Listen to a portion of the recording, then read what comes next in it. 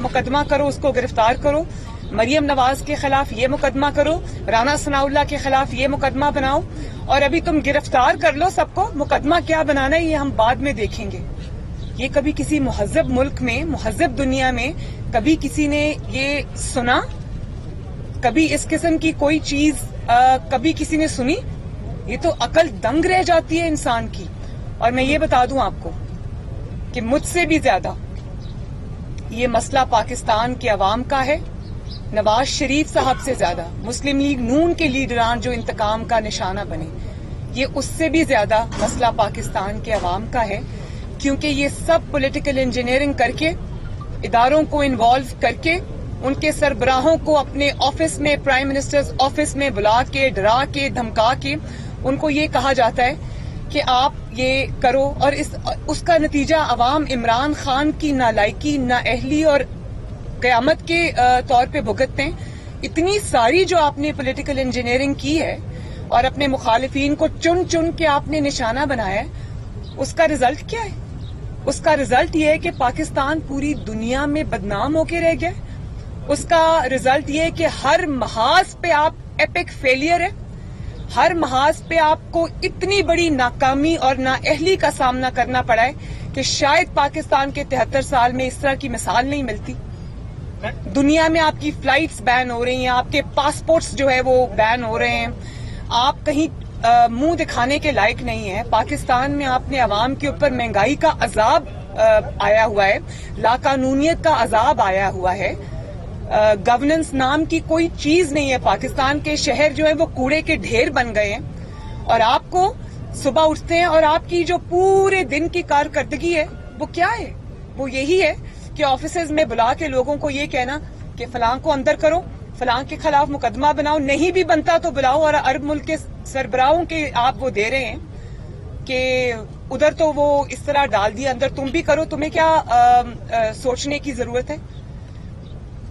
और इससे भी बड़ी बात यह है कि जो जस्टिस काजी फाइज ईसा के साथ हुआ, जिस तरह प्राइम मिनिस्टर हाउस के अंदर बैठकर एक सिटिंग जज के ऊपर, जो कि चीफ जस्टिस बनेगा इंशाअल्लाह ताला आने वाले वक्त में, एक और जो हक और इंसाफ पे चलने वाला जज है, आपने उसके खिलाफ साजिश की बैठकर, आपने कहा उसको गिरफ्तार करो। कभी किसी ने ये सुना? ये बहुत संगीन मामला है और हम इसको ऐसे नहीं जाने देंगे। ये बहुत बड़ा मामला है। शायद पाकिस्तान की तारीख में ऐसा वक्त कभी नहीं आया। मुस्लिम लीग नून इसको नहीं जाने देगी, और मैं अदलिया से भी ये रिक्वेस्ट करूंगी कि इस मामले को खुद देखें। ये कोई छोटा इल्जाम नहीं है। आज जस्टिस काजी फाइज ईसा कटहरे में खड़े थे, उनकी वाइफ सरीना ईसा कटहरे में खड़ी थी। जिस तरह से उनको झूठे इल्जामात का सामना करना पड़ा सिर्फ इसलिए कि उन्होंने फैजाबाद धरने का हक और सच पर मबनी फैसला दिया, तो आपको क्यों डर है इतना उन जजेस का जो हक और सच पर खड़े होते हैं? आपको इस तरह के जजेस क्यों चाहिए जिनको आप अपनी मर्जी के? शौकत अजीज सिद्दीकी साहब भी खड़े हो गए, फाइज ईसा साहब भी खड़े हो गए, और मैं आज ये फख्र महसूस करती हूं कि उन्होंने खड़े होकर इस दहशतगर्दी का, रियासती दहशतगर्दी का मुकाबला करके, एक दहशतगर्द जो प्राइम मिनिस्टर हाउस में इस वक्त बैठा हुआ है, मुसल्लत है हम लोगों के सरों के ऊपर, उसकी साजिशों का मुकाबला करके उनको एक्सपोज किया और बहादुरी और जुर्रत से साजिश का मुकाबला किया, और तमाम जजेस को और पाकिस्तान के अवाम को जो उनकी तरफ देख रही थी उनको सुरखरू किया। और अगर ये भी दब जाते, अपने लिए आवाज ना उठाते, लड़ते नहीं, जुर्रत ना दिखाते, तो ये भी आज इनका भी कहीं जिक्र ना होता। तो ये जो जुर्रत और बहादुरी उन्होंने दिखाई है, जो जुर्रत और बहादुरी नवाज शरीफ साहब ने दिखाई है, ये जानते हुए भी कि ये इंतकाम था, अपनी बेटी को लेकर आए इंग्लैंड से, अपनी मरती हुई बीवी को छोड़कर आए और इस इंतकाम का सामना किया। आप मुझे ये बताएं कि जो बशीर मेमन साहब के इंकशाफात हैं, وہ تو آج آپ کے سامنے آئے نا. مجھے بہت خوشی ہے کہ قوم کو ایک ایک چیز پتہ چل گئی, اور بھی بہت ساری گواہیاں آئیں گی. اللہ تعالیٰ کا نظام ہے کہ ہاتھ بھی بولتے ہیں, زبان بھی بولتی ہے, آنکھیں بھی گواہی دیتی ہیں. تو گواہیاں تو بہت آئیں گی, اور ابھی آپ حکومت میں اور آپ کے خلاف اتنی بڑی بڑی گواہیاں آ رہی ہیں. آپ اس دن کا سوچیں جس دن آپ کی حکومت ختم ہوگی, آپ کا حال کیا ہوگا اس دن. اور ایک سیکنڈ, اور میں انتقام کے آگے, ہم تو پہلے دن سے جانتے تھے یہ انتقام ہے. جب پاناما کا مقدمہ انہوں نے شروع کیا, ہم اس سے اور دھرنے 2014 میں جو دھرنے ہوئے تھے, ہم تب سے جانتے ہیں یہ کیا سازش چل رہی ہے. یہ اسی سازش کی کڑی ہے, اسی کا سلسلہ ہے, اور ہم تب سے جانتے تھے. لیکن مجھے خوشی ہے کہ آج پاکستان کا بچہ پاکستان کا ہر شہری جان گیا ہے کہ عمران خان کس قسم کی ذہنیت کا آدمی ہے. آپ کا ووٹ چوری کر کے آیا اور مسلط ہوا ہمارے سروں پر, اور اس کے بعد اس نے پرائم منسٹر ہاؤس جیسے جگہ کا, اپنے آفس کا اس قدر غلط استعمال کیا. تو یہ جواب ان کو دینا پڑے گا. اور میں جوڈیشری سے یہ ریکویسٹ کروں گی کہ جو قاضی فائز عیسیٰ صاحب کے ساتھ ہوا, ان کو تو انصاف ملا, آگے بھی ملے, اللہ کرے. اور میں یہ بھی ریکویسٹ کروں کہ جسٹس شوکت عزیز صدیقی صاحب کو بھی انصاف دیا جائے, ان کی بات بھی سنی جائے.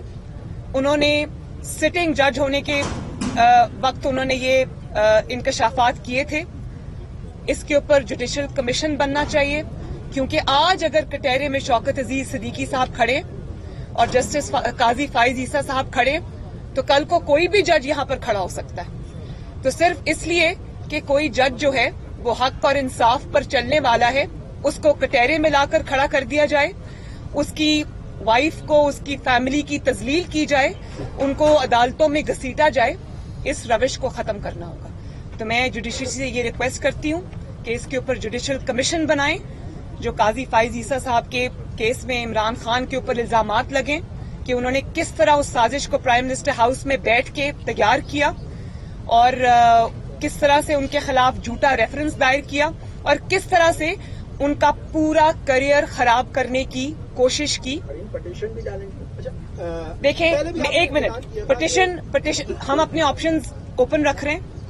ہم پر کہا گیا کہ آپ یہ دیکھیں کہ میں جو ارشد ملک صاحب تھے, جب ان کی ویڈیو میرے سامنے آئی تو میں نے وہ قوم کے سامنے رکھی. اور عمران خان صاحب کیا کہہ رہے ہیں, وہ کہہ رہے ہیں کہ اس کے اوپر دہشت گردی کا مقدمہ بناؤ. ان کو یہ کہہ رہے ہیں نہیں بھی بنتا تو بناؤ. اب میری ایک بات سنیں, دہشت گردی کا مقدمہ میرے خلاف بنتا ہے یا عمران خان کے اوپر بنتا ہے, جس نے یہ اتنی بڑی سازش کی. ایک تو آپ نے ججز کو بلیک میل کر کے غلط فیصلے ان سے لیے, ان کے کریئرز خراب کیے, اور اوپر سے آپ یہ کہہ رہے ہیں کہ جو اس کو سامنے لے کر آیا اس کے اوپر دہشت گردی کا مقدمہ بناؤ.